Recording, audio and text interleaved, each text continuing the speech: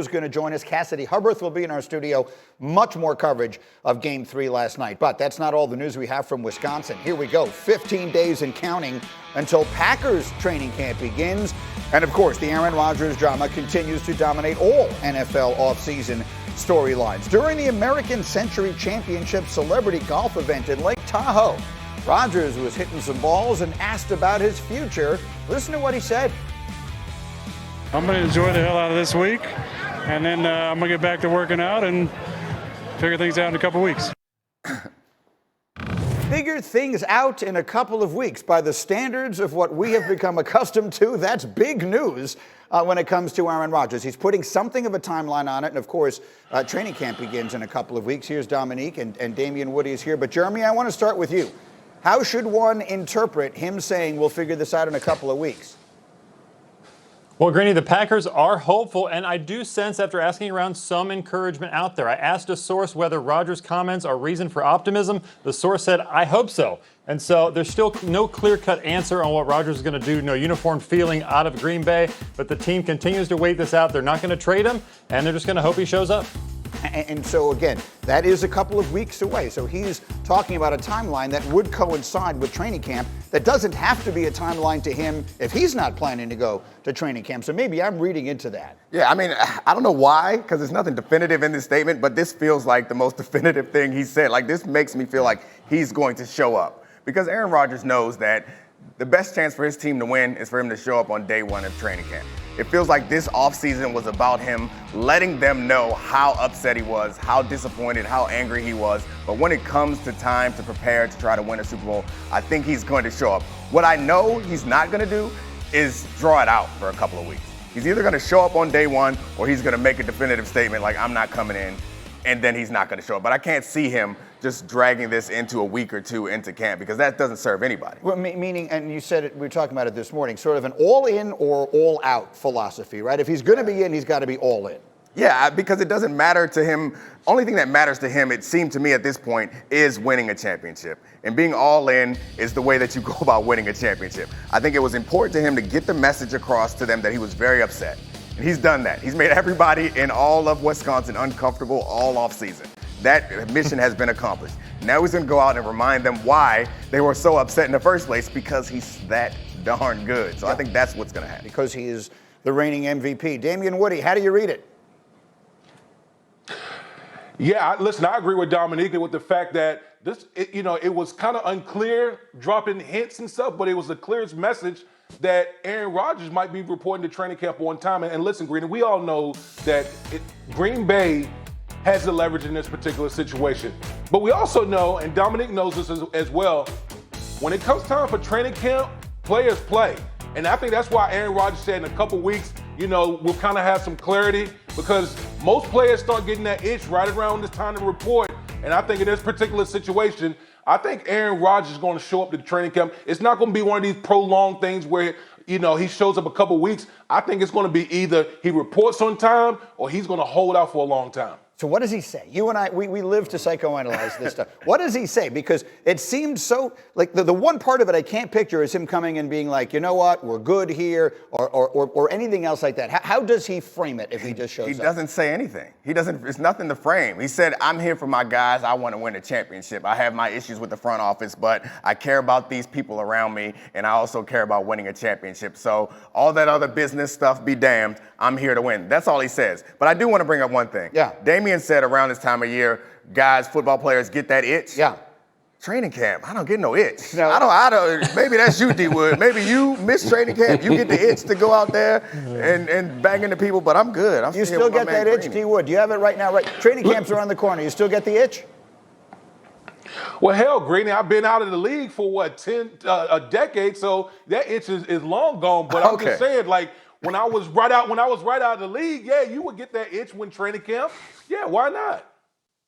I always just found it very hot. My worst experience at training camp was the one year the guy with the snow cones didn't show up. A very tough time covering the Bears in Platteville that season. Okay, much more foot on his huge decision.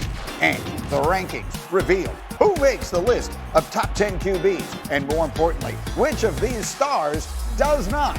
Answers to those and other questions as we get up with you, starting right Now, on a Monday, back and better than ever. And look who's in studio.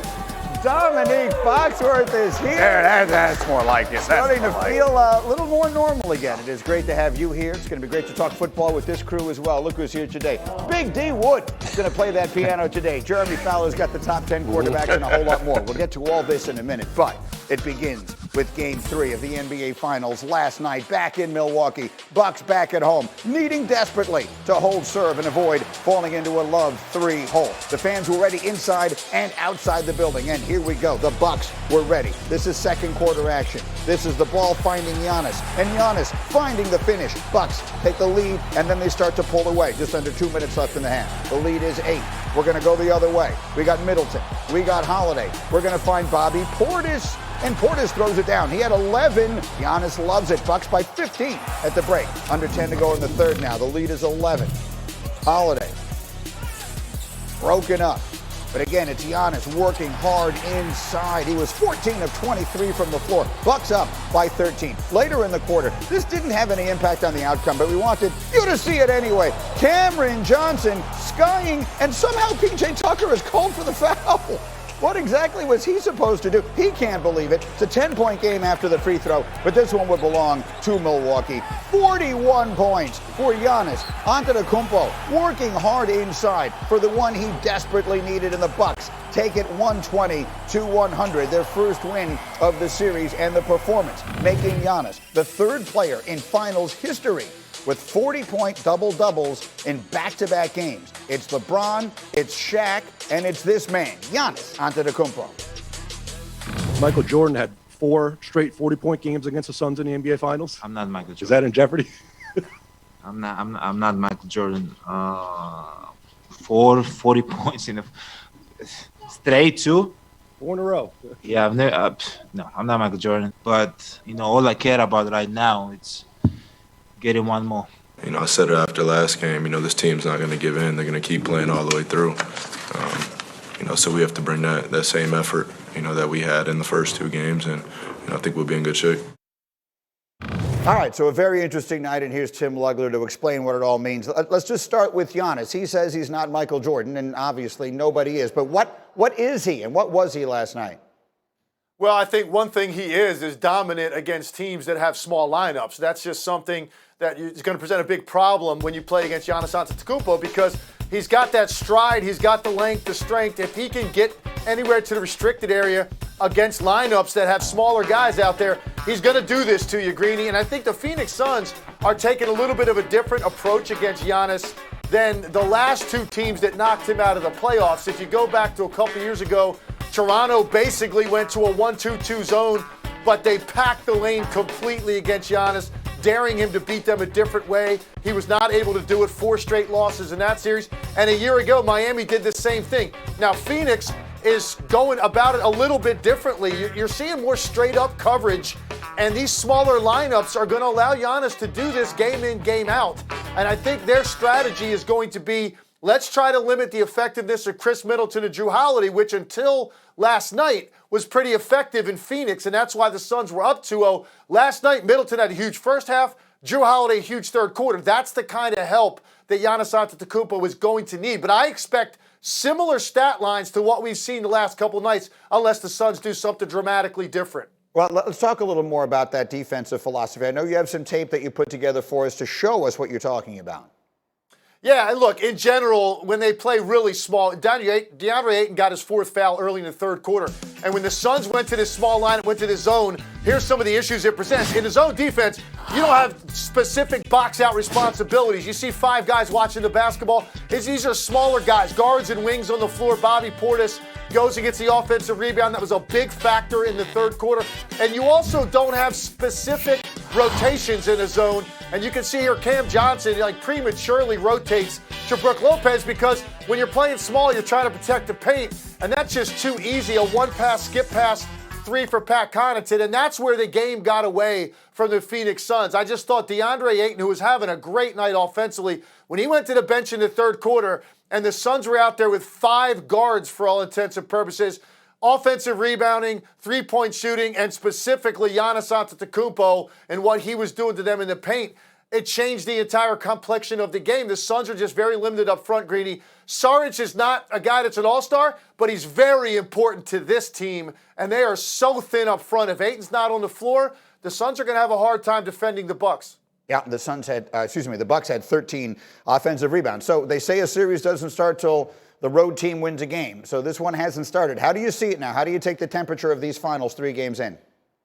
Well, listen, obviously the Bucks are back in it. There's a lot of pressure taken off of them. It's a good sign that Holiday and Middleton both played well on the same night. That hasn't happened yet in this series. But here's the one thing we don't know yet. If DeAndre Ayton doesn't get in foul trouble, are the Bucks going to be able to guard the Phoenix Suns for 48 minutes? They haven't done it to this point. Even last night, Ayton was destroying them. We know the Bucks couldn't defend them in the first 2 games in Phoenix. So that's still the one question that's out there. The Bucks haven't solved that riddle yet. They caught a break last night in a depleted Suns front line and a small team that couldn't guard them, and they've gotten themselves back into the series. But I need to see the Bucks be able to guard this team at full strength for an entire game. That's the one thing we haven't seen. Certainly they're back in the series, but I think the Suns still feel really good about what they can do against the Bucks when they're at full strength. All right, we will see. Stay close by. More from you later. Jalen Rose going to